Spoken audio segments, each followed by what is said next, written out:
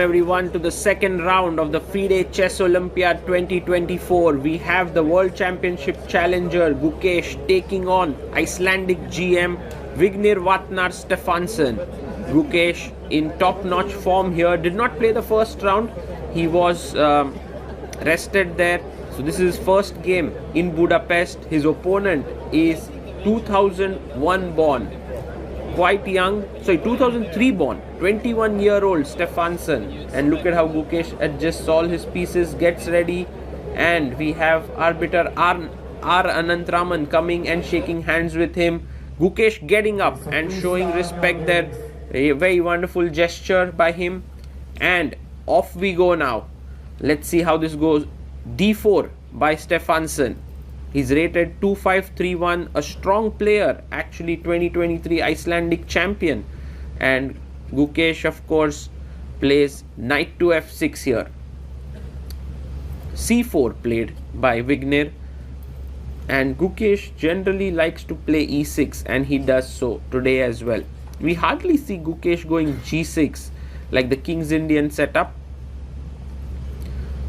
Knight comes out to f3, and now a normal move would be d5. There's b6, there's bishop b4 check, but Gukesh goes h6. Very interesting.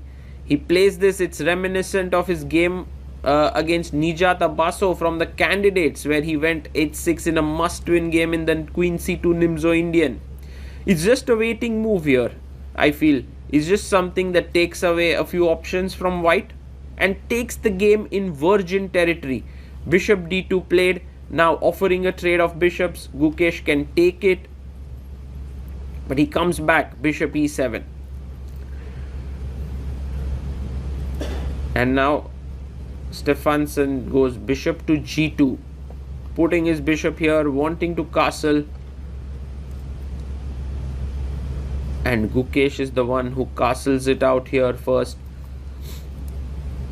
So we are in now Catalan territory if Gukesh goes d5 next, and he does so. He does play d5.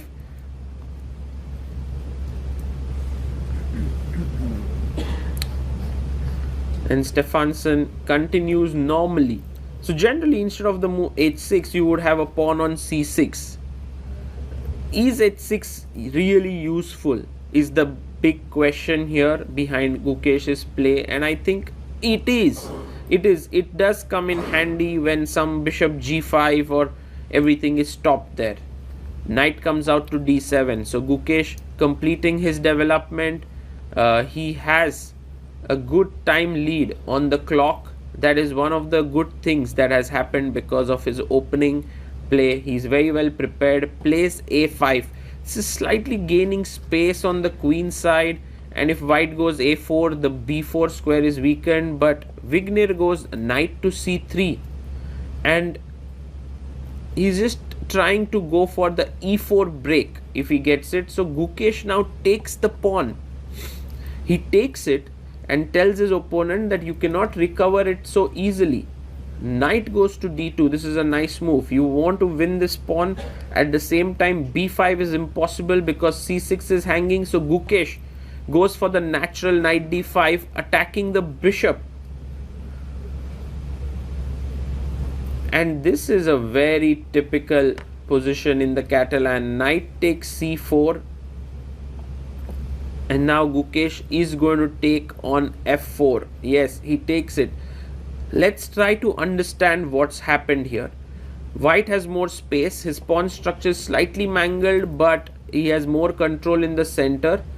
Gukesh, on the other hand, has the bishop pair, but his bishop on c8 is terrible.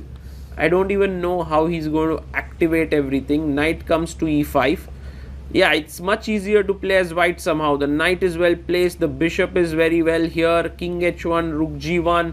It's not easy to play as black. Look at this move, bishop d7.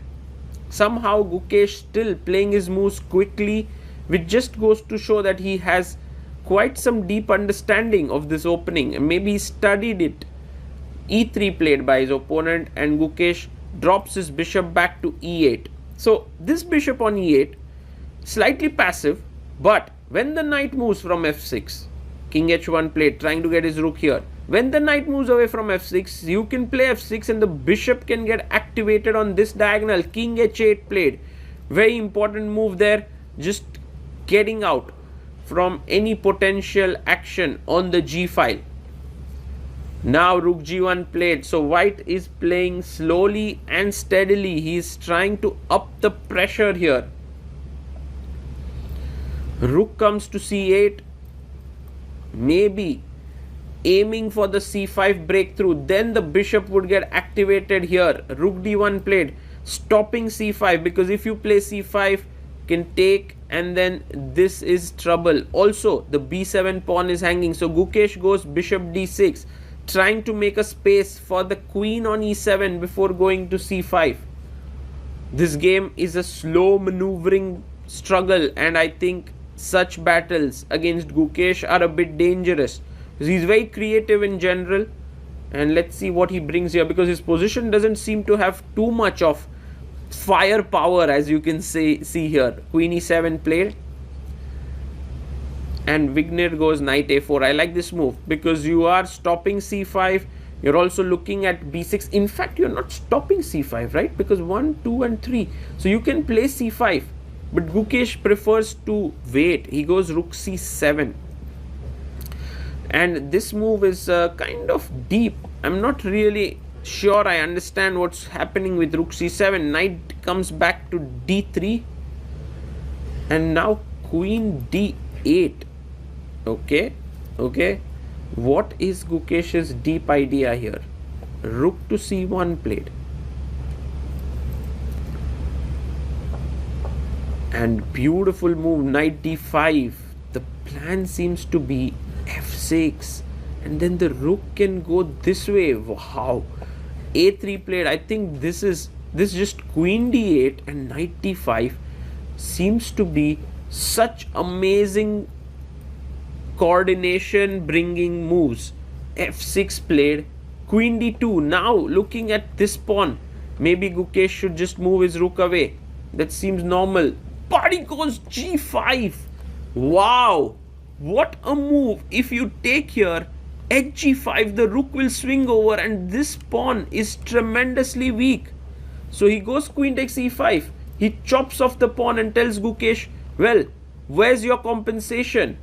Gukesh goes bishop g6 and attacks the knight. This is insane. From a normal position, Gukesh has sacrificed a pawn. How does he understand that this is good compensation?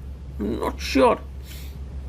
He goes queen e8. Now the queen is useful here, defending e6, defending the bishop. Knight comes to c5, putting pressure on e6 and b7. And the rook swings over. Rook goes to g7. This is a fine move here by Gukesh. Look at how his pieces have suddenly gotten so much life. By the way, for Gukesh, taking on f4 does not feature into his plans because of e4. So rook g7, queen e2, and now rook g8, doubling down the g file.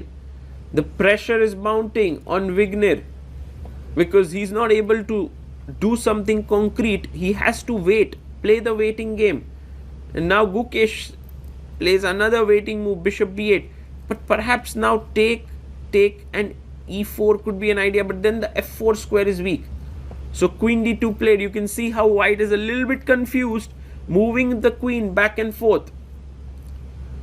And Gukesh drops his bishop again, keeping the tension, making his opponent slowly cook there. If fg, now hg. So queen d1 played by Vignir, maybe aiming for bishop h5 ideas. And now Gukesh pushes the knight away with b6. Maybe the knight should get back to the central square here, but goes to b3. Guys, this is getting now a little bit out of hand for Vignir, because now Gukesh, his rooks, his bishop here, his knight, his queen, all wonderfully positioned. As they say, a good player naturally gets all his pieces on good squares. It just happens. g4. Beautiful move. If you take here, I'm simply taking on d3, and then you drop the bishop. So you had to go back. Bishop g2 played by Vignir. And now Gukesh brings his queen here. Now very important now to just play knight c1, knight e2, maybe knight g3 also in the position. Let's see what white does here. Vignir taking his time but makes a huge mistake. Queen d2 is a terrible move. He's blundered big time now. Gukesh has a winning idea up his sleeve with the move g3. Can he find it? Because earlier the pawn was pinned here, but with the queen moving up, suddenly this option has opened up big time. And Gukesh finds it. What a move! g3 played here. Fantastic chess there by Gukesh, being extremely alert. I think this quality of the game has been unbelievably high. F takes g3 and now rook takes g3. Looks like a good idea. Now what has happened here, just so that you understand, this bishop looking here stops this bishop from getting activated, and very soon we can expect a queen sacrifice. e4 played, attacking the knight, and now rook to g4 played. Whoa, he's going rook h4, he's going after the e pawn, and you can't take the knight because rook d3 is also hanging. So queen e2 played here by Vignir, and Gukesh takes the pawn on f4.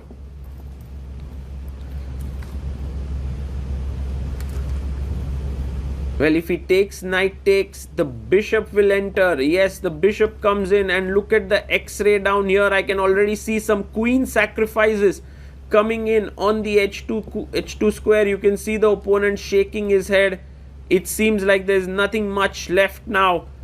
Bishop f3 played, and there are so many ways to win this position, but the easiest is rook takes f3, because if queen takes, there is a checkmate on h2. He takes on f3, and I think that's game over. Peace down. Vignir, now look at the number of people who have joined in to see the game. He resigns. Gukesh scores his first win of the Olympiad.